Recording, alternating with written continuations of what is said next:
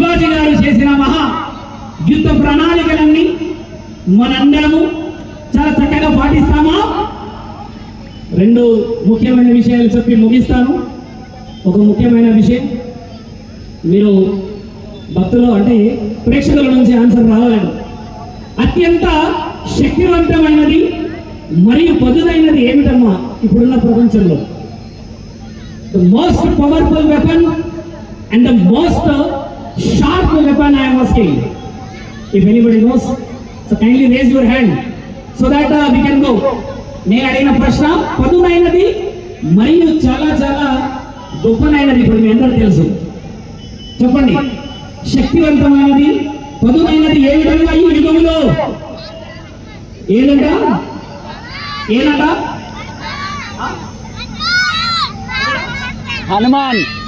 హనుమంతుడా?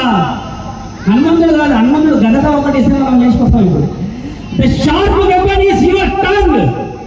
నీ నాలుక అత్యంత శక్తివంతమైనది. నీ నాలుక అత్యంత పదునైనది. నీ నాలుక దాన్ని పదిలంగా మాట్లాడుకుంటే, దాన్ని పదిలంగా కాపాడుకుంటే నీ కుటుంబాలు, బంధాలు, బాంధవ్యాలు లోక శ్రేయస్సు కోసం ఉపయోగపడతాయి. అదే కాదు కుదరదని నాలుగని విరవీగినట్టుగా నీవు వాడితే ఆ నాలుగుతోనే నువ్వు ఎన్నో బంగారాన్ని కోల్పోతావు. అవునా కదా?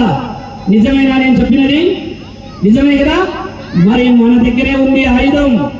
అందరి నోట్లో నాలుగే ఉందా? ఉంది కదా? మరి మన నాలుగని చక్కటి సంస్కారాన్ని తెలుసుకునే విధంగా ముందుకు తీసుకెళ్ళాలి. ఇంకో గొప్ప విషయం, అది తెలియాల్సిన విషయం, ప్రపంచంలో గొప్ప గొప్ప ధార్మికవేత్తల గురించి మాట్లాడతాం. ప్రపంచంలో గొప్ప గొప్ప నిలయాలు, గోపురాలు, గుళ్ళ గురించి మాట్లాడతాం. ఎవరైనా చెప్పగలరా అత్యంత గొప్పది ఈ ప్రపంచంలో ఏదని? చెప్పగలుగుతారా? ఎవరైనా ఉన్నారా? కొంచెం మీకు తెలియాలని నేను ప్రశ్నిస్తూ ఉన్నాను మిత్రులారా. మీ అందరికీ తెలుసు అనుకుంటున్నాను. అత్యంత గొప్పనైనది ఈ ప్రపంచంలో నీ ఇల్లు. అవునా కాదా? కాశీలో లేని సుఖం కడపలో ఉన్నారంటారు. అంటే కాశీ మహాక్షేత్రానికంటే పుణ్యమైనది కదా నీ కడప. అవునా కాదా? అవునా కాదా? మరి మీ ఇల్లు గురించి అమ్మా, నా ఇల్లు గొప్పదనట్లేదు ఇక్కడ మా తమ్ములారా, నా మిత్రులారా. మీ యొక్క ఇల్లు గొప్పది, మన సమాజం గొప్పది, నా సనాత ఇతిహాస పురాణాల తాళపత్ర గ్రంథాలు గొప్పవి. ఆ గొప్పతనాన్ని ఇప్పటి వరకు పాటిస్తూ భవిష్యత్తు ప్రణాళిక అందిస్తున్న జగద్గురువుల యొక్క పాద పద్మములు గొప్పవి. ఇందాక నా వెనకలో మాతృమూర్తి మాట్లాడింది జగద్గురువుల గురించి, విన్నారా? ఆవిడ మాట్లాడుతూ ఉంటే మనం అందరం బిజీగా ఉన్నాం. జగద్గురువులు ఏమి చేస్తున్నారో చెప్పింది ఆవిడ, విన్నారా? వినలేదు. ఒక మాట చెప్తాను.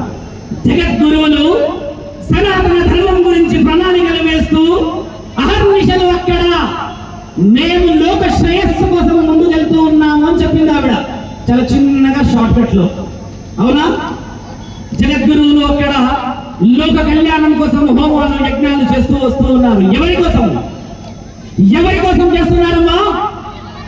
ఎక్స్క్యూజ్ మీ అమ్మా, బేటా అమ్మా, జగద్గురువుల గురించి మాట్లాడుతున్నాము. నానా వాటర్ బాటిల్ మన భవిష్యత్తు వాటర్ బాటిల్. ఛత్రపతి శివాజీ గురించి చెప్పాను త్రిశూలం వేసి, శివాజీ అని. శివాజీ వాటర్ బాటిల్ తీసుకెళ్తున్న ఆ యొక్క బిడ్డ అంతరాత్మని పరీక్షించాలి. చూసారా సనాతన ధర్మం గొప్పతనం? ఈ సమావేశ గొప్పతనం ఏందో పిల్లలకి తెలియదు, కానీ కాషాయం రెపరెపలాడుతుందని అందరూ ఆనందంగా వచ్చారు. అది మనం చెయ్యాలి. ఏ రోజైతే పిల్లలందరూ ఒక ప్రణాళికబద్ధంగా ఈ యొక్క సనాతనంలో వస్తారో ఆ రోజే మనందరం గెలిచిన వాళ్ళం అవుతాం. భవిష్యత్ అంతా ఎవరి చేతిలో ఉంది? పిల్లల చేతిలో. మరి పిల్లలందరినీ మనం సభలకు తీసుకొస్తాం, వాళ్ళ పైన తీసుకొస్తామా? మీరందరూ చేతులు లేపవాలని తీసుకొస్తామా? తీసుకొస్తామనంటే ఇకపైన జరగబోతున్న ప్రతి సభలో ఛత్రపతి శివాజీ యొక్క గొప్పతనం ఎలా అయిందో చెప్పండి. ఛత్రపతి శివాజీ గొప్పవాడని చెప్పకండి మిత్రులారా. ఛత్రపతి శివాజీ గొప్పవాడు అయ్యాడు, గొప్పవాడు ఉండే, గొప్ప ప్రణాళికలు తీశాడు. కానీ గొప్పవాడు ఎలా అయ్యాడు చెప్పండి తల్లి. ఒక తల్లి ద్వారా గొప్పవాడు అయ్యాడు. ఆ తల్లి ఎన్నెన్ని కష్టాలు పడ్డది, ఎన్నెన్ని అవమానాలు పడ్డది, ఎన్నెన్ని బాధలు అనుభవిస్తే ఆ పురిటి నొప్పులు కానీ ఆ పురిటి నొప్పులు తీసి ఒక వీరుని కన్నా ఆ తల్లి గొప్పతనం ఎందుకు చెప్పరు? అంటే గొప్ప వీరుని తీర్చిదిద్దింది ఆడబిడ్డ తల్లి. మరి ఆడపిల్లలందరూ ఈ రోజు ఏమవుతున్నారు? సమాజంలో ఏమవుతున్నారు? అర్థమవుతుందా? మస్తకం. మస్తకం అంటే తెలుసా? బ్రెయిన్. మస్తకం అనేది మనకు పని చేయట్లేదు. మస్తకం కాస్త పుస్తకం, పుస్తకం కాస్త హస్తకం అయింది.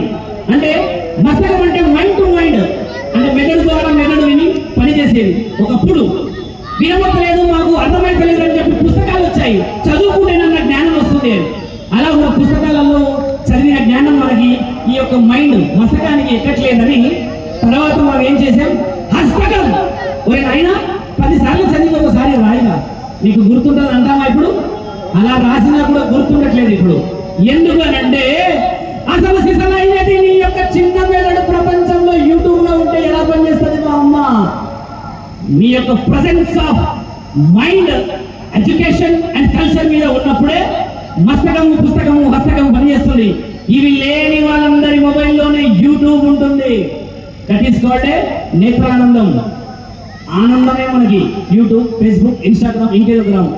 ఇన్ని గ్రామాలలో కళ్ళతోనే ఆనందాన్ని ఎత్తుకుంటున్నాం. మనం ఎప్పుడమ్మా మన సనాతన ధర్మాన్ని కాపాడతాం?